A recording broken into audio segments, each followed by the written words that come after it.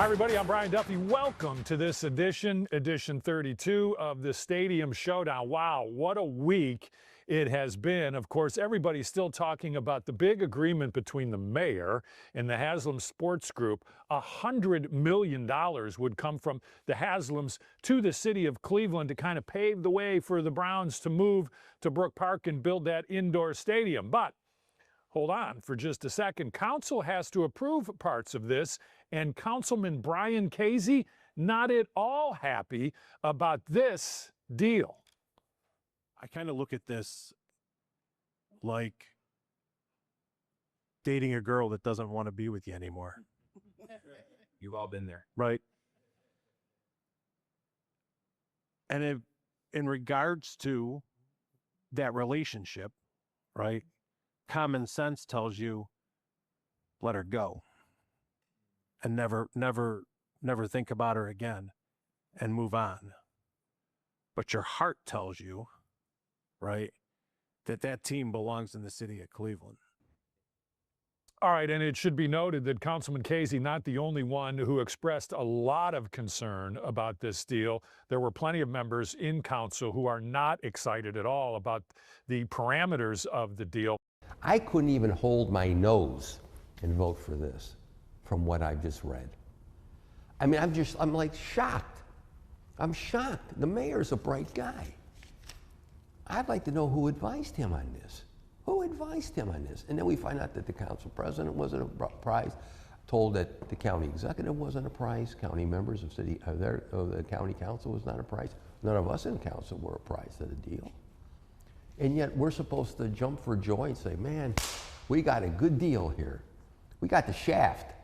So the mayor and the law director had an opportunity to get in front of council at a special meeting earlier this week, and he kind of pushed his deal and tried to explain to council why this was the best deal he feels the city could get.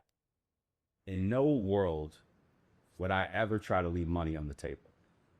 Now, if I could have got $700 million, don't you think I would have got $7 million? Right? So, in this negotiation, they weren't offering that much money. And we had no idea how the courts were going to come out on this. Let's say we won on our partial summary judgment on breach of contract. Let's say we won that hypothetically. They appeal it. Where does it go? State Supreme Court. Who controls the state Supreme Court? Not us. Or the legislature. So there was not a lot out there for us to get. And this administration, with your support and partnership, fought like hell to get $100 million. Of course I want more. We all want more. But at the end of the day, you don't get everything you want in a business deal. And I believe the deal we've structured is a pragmatic deal, a pragmatic settlement that gives us an immediate cash infusion and gives the city of Cleveland the ability to control our own destiny. Predictability on what's happening on that lakefront. We don't absorb the sunk cost of demoing that stadium. But I did not trust or believe or want to put our future at risk with the courts, the state Supreme Court, and given the political environment, this legislature. So that was the mayor in front of city council, just kind of a brief snippet of what his thoughts were about this deal. We thought it would be a good idea to get the mayor here one-on-one to hear more about why this deal is the best bet for the city of Cleveland moving forward. You're going to hear my one-on-one with the mayor coming up next.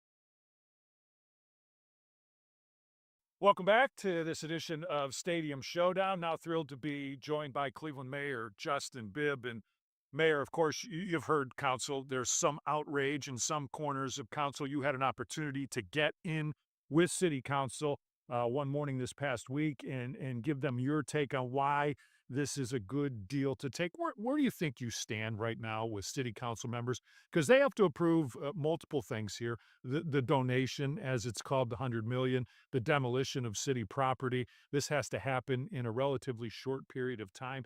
Do you think that these council members are going to accept that deal? Well, I respect the passion that we saw on Monday from the council. I know we're all dealing with how consequential this decision is for the city and the region, and we're going to keep making the case like we made this past Monday. Look, as I said at the onset of that meeting, I wish we were there to talk about the Hasms accepting our nearly a $500 million deal to play football on our lakefront. But unfortunately, that's not the case. The reality is the cards were stacked against us. The state gave the Haslam family $600 million to leave the city of Cleveland to go to Brook Park. The state, in the middle of the night, gutted the Modell Law, which undermined our legal battle in the court of law. And so, as the mayor of this great city, I got to operate in the real world. And the reality is this: when the Browns leave to go to Brook Park in 2029, but for this investment from the Haslam family, we would not have the financial resources to tear down that stadium and make it a shovel-ready site to invest and accelerate a lakefront development. So we're going to keep making the case to the council president and to the members of council about how this deal does the three things they asked me to do when this fight started: protect the general revenue fund, protect the hardworking taxpayers of Cleveland, and make sure we're not left empty-handed. Now we have a $100 million investment to turn the page and write the next chapter of Cleveland's story. You made that case to council. You're making that case right here. I'm going to push you a Yeah. little bit here and say, have you made the case to council? Because they've got to approve this. I'll ask you the same question. Yeah. Do you think you've got them Yeah. on your side? We still have more work to do. We need 9 votes to get this thing passed. And that's why I surprised council and showed up on Monday, because I'm the chief executive of the city. I got this deal done, and it's important for me as the mayor to make the case. And I also want to say this, and I didn't get a chance to do this at the council table earlier this week. There were a lot of leaders who fought really hard after the Browns left in 1995 to bring him back at the start of the 1999 season. Folks like one of my mentors and dear friend of mine, former Mayor Mike White, folks like Fred Nance, and so many civic leaders who fought really hard to bring this storied franchise back to our city. And so it's important that we pay them some respect and honor that legacy. But as I said, Brian, earlier, the cards are stacked against us.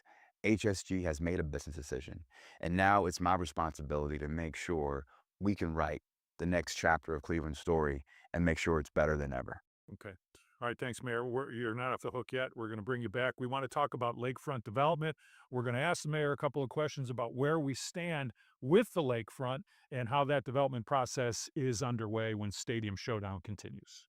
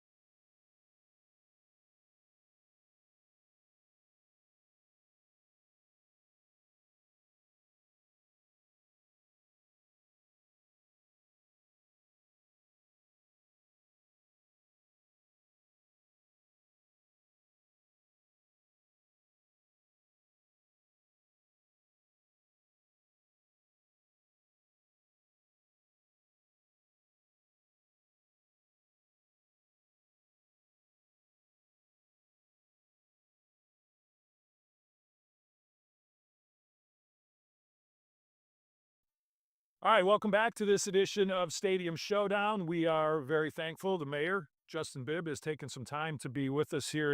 And Mayor, so we've talked about how we're trying to push forward. You feel like you've negotiated a really good deal for the city of Cleveland, this $100 million. That includes tearing down the current stadium which is going to open up a whole lot of room for your lakefront development plan. Now, I will tell you, and I'll give you absolute credit for this. I grew up here, born and raised just like you, and standing around going like this, when is this lake going to be developed? And you're very close to that goal. I know the bridge, the land bridge, is close, and I know you're working with the North Coast Development Corporation to get this done. Where do we stand right now with taking the next step in this process? Well, we are really close, closer than we've ever been in the last 100 plus years when we've been talking about lakefront development in Cleveland. As you mentioned earlier in your comments, we're going to break ground in 2027 for the North Coast Connector. That's going to better connect the core of downtown to our lakefront to really address some of the egress issues we have to get to the lakefront. Excuse me, from the mall area. Absolutely. So where For like what's the a stadium currently is. Absolutely. So it's a seamless transition for folks to get down to the lakefront. And if you add the $100 million investment we just secured from the Haslam Sports Group to the $150 million investment that we've gotten from both the state and the federal government, now we have nearly $250 million. $250 million to make our lakefront one of the best damn lakefronts in the nation. And so by the end of this year, we'll be announcing a group or maybe one master developer that we're going to choose to execute the first phase of this work, nearly 50 acres of land that we are going to develop. And so for the first time in a long time, we have the financing, the political will, and the collaboration to get the job done. And I'm really excited about what this is going to mean, not just for the Clevelanders of now, but for the next generation. I think about folks I talk to all across the city who get jealous that their grandkids or kids are going to Chicago or going to Seattle or going to New York. We want those folks to stay in Cleveland. Right. And I'm sick and tired of losing folks to New York, Seattle, Chicago, DC, and Atlanta. We want this homegrown talent to maybe go off to college or work for a little bit, but come back home. And cities that are winning across the world have best-in-class waterfronts, and we're going to get the job done. Right, and because we do have the resource, Sherman Absolutely. Shore to Core to Shore is off and running with the Gilberts and Yep. and what they're doing down there, and we watch that fabulous Cleveland Clinic facility. We're watching that It's going to be up too. So by 2027. right, Yeah, right. yeah. So, okay, Mayor, appreciate you coming by. Thank you. you very much. Thank you, man. Yep. Appreciate it. All right, Dan DeRose now with an opportunity as we kind of switch gears back to the indoor stadium that the Haslams continue to try and get built in Brook Park. It's going to cost you a lot of money to get in there. Dan DeRose here now with what the Browns are thinking about doing, what they're talking to about their season ticket holders and ticket prices. Today, the Cleveland Browns sent a survey out to all of its current season ticket holders, but it was all about the future and what could be built in Brook Park. And there were questions, some of them very simple, such as this question here: do you feel the new stadium will enhance the overall fan experience for the Cleveland Browns? Definitely, likely, neutral, unlikely, or definitely not. Now, one area that they did get into that there has been a whole lot of speculation and talk is PSLs. That stands for Private Seat License. It is a one-time fee, as they explain it. It's almost like you're buying your right to buy season tickets for that particular seat. Now, if you want to have two seats, you have to pay two PSLs. And they explain that the pricing could start as low as $500 a seat. There was some information in this survey about the different levels of seating. And again, this is all just potential. There's general seating. You can see that's the upper bowl and the upper ring, as well as this end zone section, which I believe is going to be standing room only. And then there's what they call the club seating, and that's this lower bowl area. They did also give us a rendering of what potentially a club lounge could look like. If you buy club seats, you have access to the club lounge. Now, let's talk more about that pricing when it comes to PSLs. And they say that this is just a potential. They're just gauging interest. The upper corners at the highest level of the stadium your PSL would be a one-time $500 payment, and then potentially your season tickets are $1,250 annually. You also then have the rights to purchase tickets to the playoffs and any other event. If there's a concert, because you have the PSL for that seat, you have the option to buy that. Let's talk about the lower level end zone standing room. I'm assuming that's what they're talking about here. You would have a one-time $1,800 PSL, and then your season tickets could potentially be $2,500. They go up and up and up from there. Mid-level seating between the 30-yard lines. Wow, that's a hefty PSL, a one-time payment of $14,350, and then your season tickets are $5,500. They also explain that they're going to have a couple of different financing options to pay for the PSLs. Now, let's go to the very, very top level. You're talking 50-yard line, club level seats, field level on the home side, on the brown side of the field. This includes the all-inclusive, the beverage. You get access to a VIP club. Now you're talking about a $149,000 PSL with a season ticket price at $22,500. Again, we spoke with the Browns today. They said these are not the official prices. They are gauging interest from their current season ticket holders. Okay, thank you, Dan. Of course, this is a big money deal, so it's going to be big money to get into that new indoor stadium to see the team play. Well, that's going to do it for this edition of the Stadium Showdown, episode 32. Listen, we've been doing this for a long time. If you want to get caught up, all of our episodes are available. You see the QR code right there on your screen. Scan that code. You can go back and watch all 31 previous episodes. You can watch the last few if you just want to get caught up, but that option is available to you. All you have to do is scan that code. Thanks for joining us, everybody. Really appreciate you watching episode 32. Every week, something new seems to happen, so make sure you're with us next Friday night for episode 33.